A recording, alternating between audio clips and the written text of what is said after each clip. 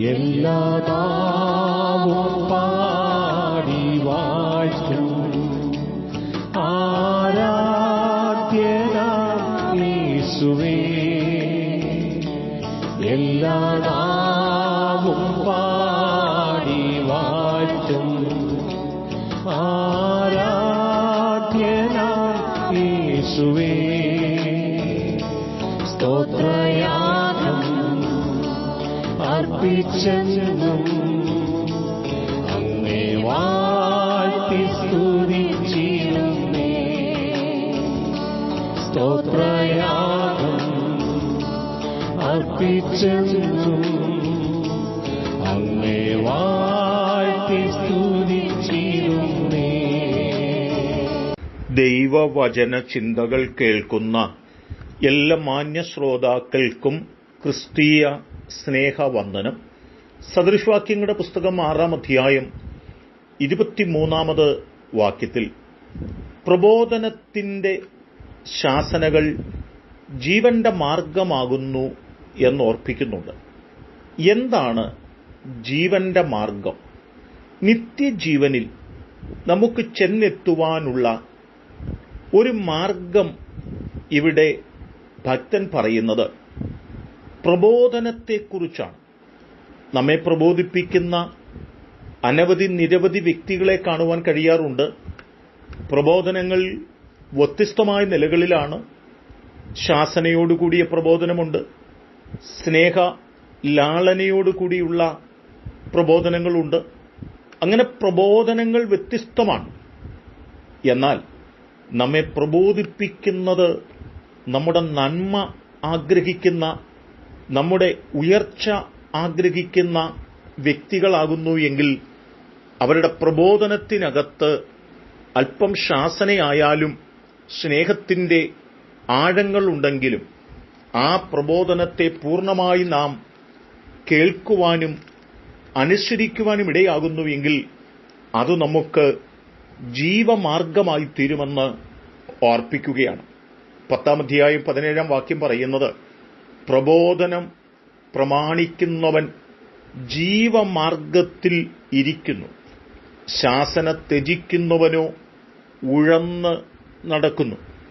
അനുഗ്രഹിക്കപ്പെട്ട ശ്രേഷ്ഠമായ ഉന്നതമായ ഒരു മാർഗത്തിൽ എത്തിച്ചേരുവാൻ തക്ക വഴികൾ നമ്മുടെ മുമ്പിൽ പറഞ്ഞു തരുന്നതിനെ പൂർണ്ണമായി ത്യജിച്ചു കളഞ്ഞുകൊണ്ട് നാം മുൻപോട്ട് കടന്നുപോയാൽ നമ്മുടെ ജീവിതത്തിൽ നാം ഉഴന്ന് നടക്കേണ്ടി വരുമെന്നും, എന്നാൽ നമ്മെ ജീവനിലെത്തിക്കുന്ന ശ്രേഷ്ഠമായ പ്രബോധനങ്ങൾ കേൾക്കുവാനും അത് പ്രമാണിപ്പാനുമിടയാകുന്നുവെങ്കിൽ നാം ഏറ്റവും ശ്രേഷ്ഠരായി തീരുമെന്നും നമ്മെ ഓർപ്പിക്കുക തന്നെയാണ്.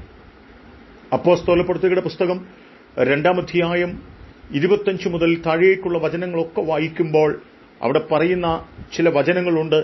നീ എന്റെ പ്രാണനെ പാതാളത്തിൽ വിടുകയില്ല, നിന്റെ പരിശുദ്ധനെ ദ്രവത്വം കാണുവാൻ സമ്മതിക്കുകയുമില്ല.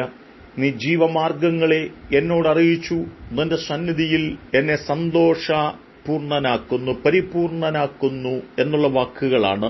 ഇത് ശ്രദ്ധിക്കണം. ആഴമായി നമ്മെ പ്രബോധിപ്പിക്കുന്ന ചില പ്രബോധനങ്ങൾ നമ്മെ ദ്രവത്വമില്ലാത്ത ജീവമാർഗത്തിൽ നമ്മെ എത്തിക്കുന്ന ശ്രേഷ്ഠമായ മണ്ഡലങ്ങളിൽ നമ്മെ കൊണ്ടെത്തിക്കുമെന്ന് തിരിച്ചറിഞ്ഞുകൊണ്ട് ആ പ്രബോധനങ്ങളെ നിരസിക്കുന്നവരായി, നിഷേധിക്കുന്നവരായിട്ടല്ല, നാം ആ പ്രബോധനങ്ങളെ കേട്ടനുസരിക്കുന്നവരായി തീരണമെന്ന് നമ്മെ ഓർമ്മപ്പെടുത്തുകയാണ്. വചനം നമ്മെ ഓർമ്മപ്പെടുത്തുന്നത് ഇങ്ങനെയാണ്. ആലോചനയ്ക്ക് ശുശ്രൂഷ ചെയ്ത് നിദ്ര പ്രാപിച്ച ഒരു തലമുറയെക്കുറിച്ച്, ഒരു പിതാക്കന്മാരോട് ചേർന്ന തലമുറയെക്കുറിച്ച് ദൈവവചനം ഓർമ്മപ്പെടുത്തുന്നുണ്ട്. അവരാരും ദ്രവത്വം കണ്ടില്ല എന്നും ദൈവം ഉയർത്തെഴുന്നേൽപ്പിച്ചവന് ദ്രവത്വം കണ്ടില്ല എന്ന് ഓർപ്പിച്ചുണർത്തുന്ന വാക്കുകളുണ്ട്.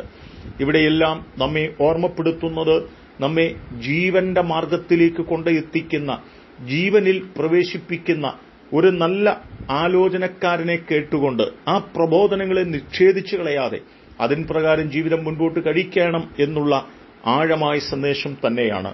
എന്നെ കേൾക്കുന്ന പ്രിയപ്പെട്ടവരെ, ജീവമാർഗത്തിലേക്ക് വഴി പറഞ്ഞുകൊടുത്തു കൊണ്ടുവന്ന ശിഷ്യന്മാര് യേശുവിനെ വിട്ട് ദൂരത്തേക്ക് കടന്നുപോകുമ്പോൾ സങ്കടത്തോടെ യേശു കൂടെയുള്ളവരോട് ചോദിച്ചു, നിങ്ങൾക്കും പൊയ്ക്കൂടെ എന്ന്.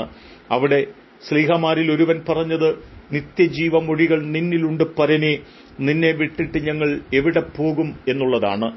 നിത്യജീവന്റെ മൊഴികളുള്ളത് അത്യുന്നതന്റെ വായിലാണ്, അത്യുന്നതന്റെ സന്നിധിയിലാണ്. ആ ജീവമാർഗമാകുന്ന പ്രബോധനങ്ങളെ കേട്ടുകൊണ്ട് നമ്മുടെ ജീവിതം മുൻപോട്ട് കഴിക്കാം. അതിന് ദൈവം നമ്മെ സഹായിക്കട്ടെ. കരുണയുള്ള ദൈവമേ, നല്ല കർത്താവേ, ഞങ്ങൾ കേൾക്കേണ്ട പ്രബോധനങ്ങൾ കേൾക്കുവാനും അത് കേട്ടുകൊണ്ട് ഞങ്ങൾ ജീവമാർഗത്തിൽ ചെന്നെത്തുവാനും ഞങ്ങളെ പ്രാപ്തരാക്കണമേ.